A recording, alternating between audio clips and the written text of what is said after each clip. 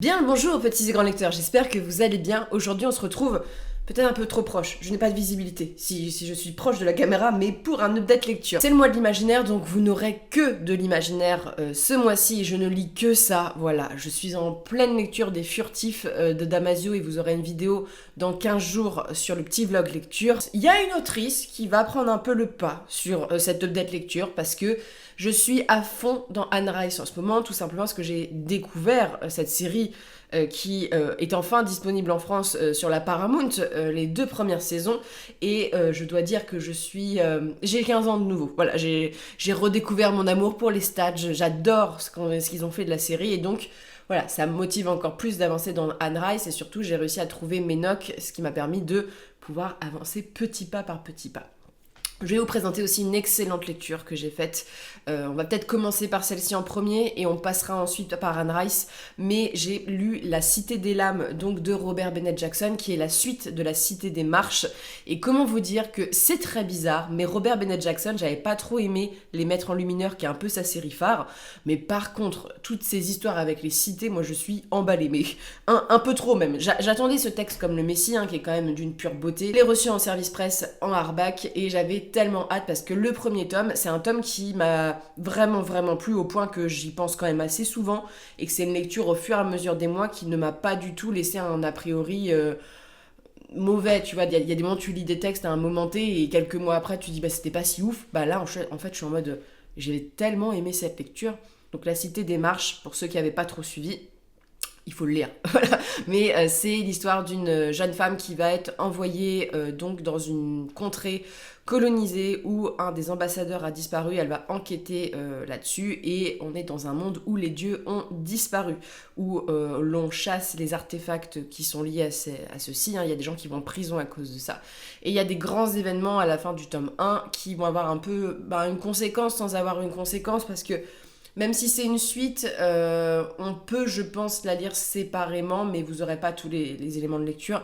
On suit dans ce deuxième tome un personnage qui avait été assez important dans le tome 1, c'est donc une générale. C'est ma petite Rambo personnelle, je l'adore, un peu bourrue, qu'on a envoyée à la retraite à la suite du tome 1 un petit peu...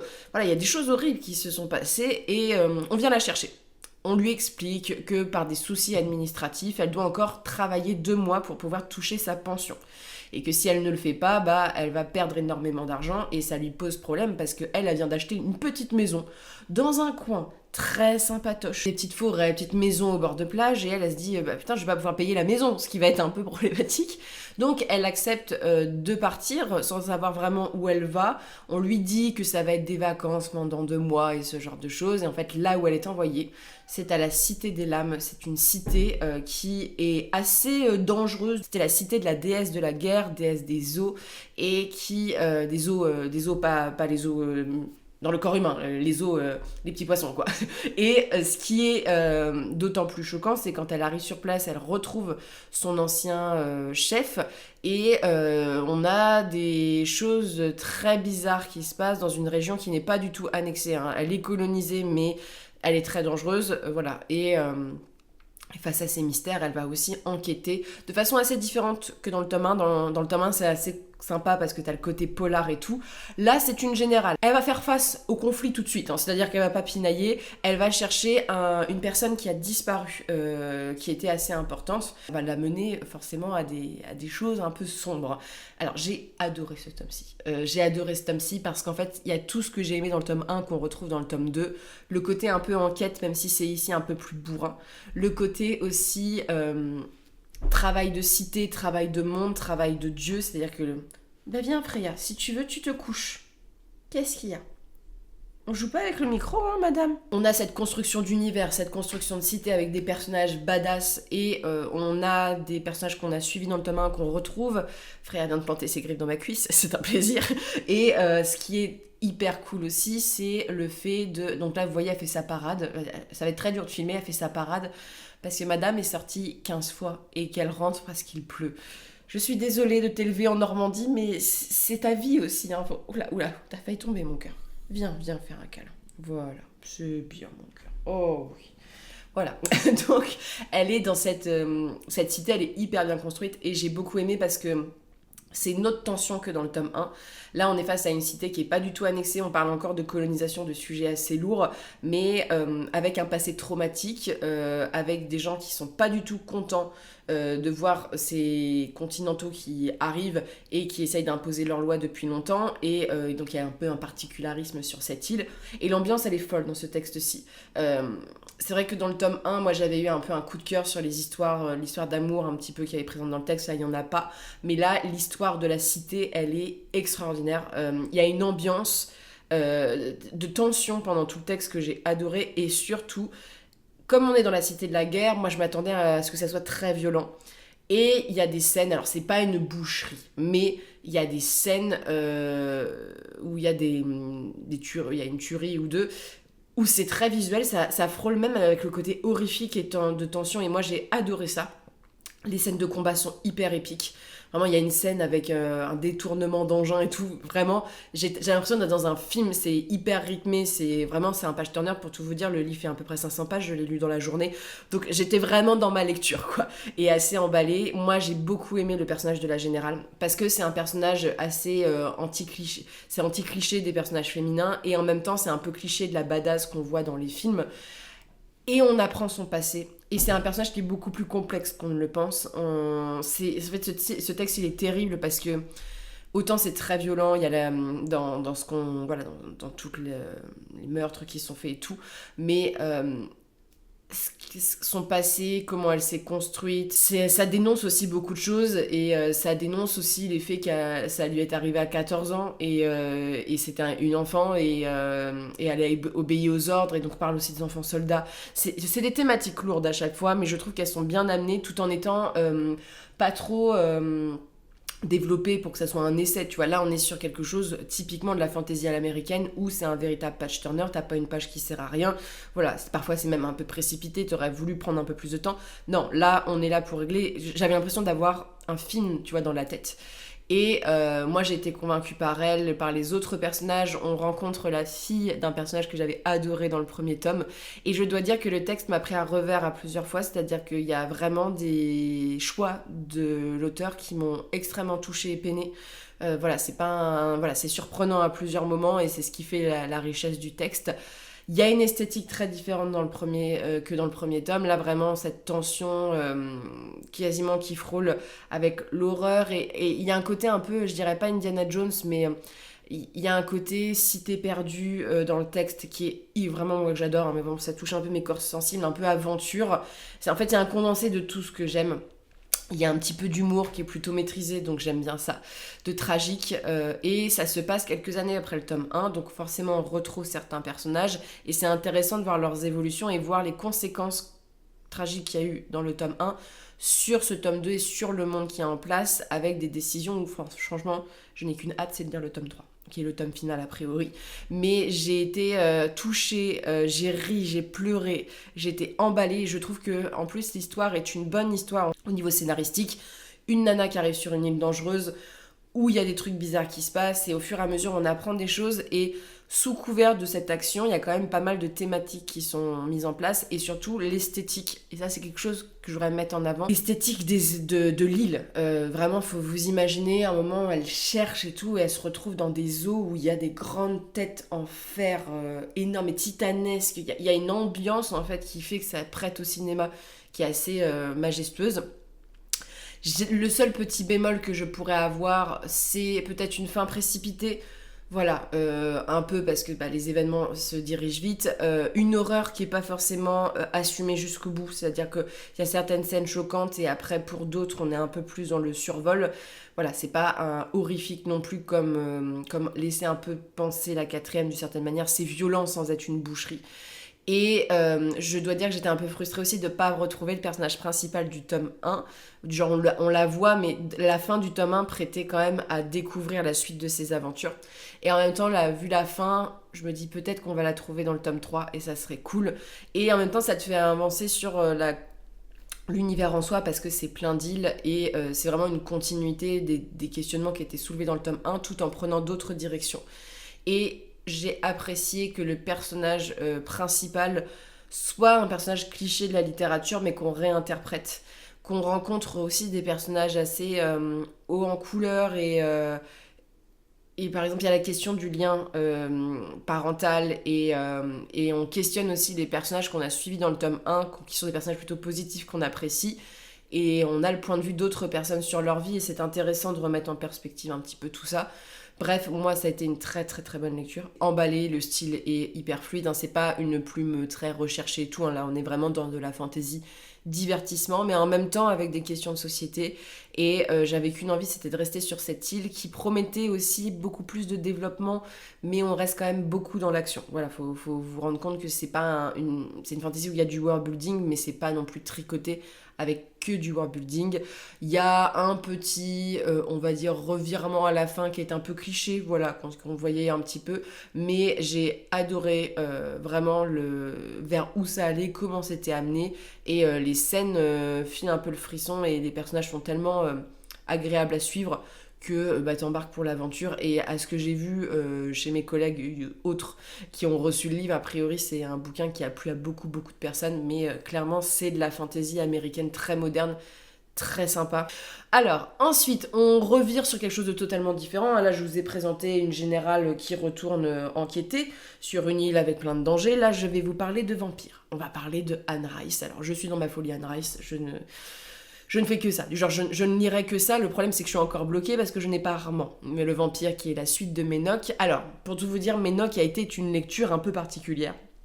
Déjà avec cette couverture hein, qui ne donne pas envie de retourner à la lecture. Quand tu la vois le soir, tu te dis mon gars, tu me fais un peu peur. Mais ça a été une lecture un peu particulière parce que j'étais très emballée dès le début. Alors, on est sur le tome 4 ou 5. On suit encore notre personnage de Lestat à la suite du voleur de corps qui se sent poursuivi par une créature. Lestat, il est en pleine chasse. Il a repéré quelqu'un. Un homme qui est un peu une sorte de mafieux, et Lestat est très très fasciné par sa fille qui est une sorte de religieuse ça existe aux États-Unis, chez nous je crois pas, mais qui fait tu sais des télécrochets un petit peu religieux à la télé. Il a une fascination pour ça. Et il est quasiment, il en tombe un peu amoureux, tu vois, d'une certaine manière, mais plus ça va, plus il y a le côté religieux qui me gêne un peu chez Anne Rice. Voilà, Lestat n'étaient pas du tout vraiment très religieux au début, et là, ça tombe dans des trucs. Mais il se fait poursuivre par cette créature qui va lui proposer un pacte. Alors, la première partie, c'était hyper sympa parce que Lestat, c'est un peu son rapport avec les humains. On allait se demander vers où ça allait, comment il avançait dans sa vie, parce que voilà, suite au voleur de corps, il y a des choses qui se sont passées. Et cette créature, tu vois, ce côté horrifique où je me dis, Lestat va avoir une créature qui est plus forte que lui d'une certaine manière, voilà, parce que Lestat, c'est quand même le top du vampire, quoi. Et en fait, pendant les 3/4 du bouquin, nous partons sur du délire religieux chrétien.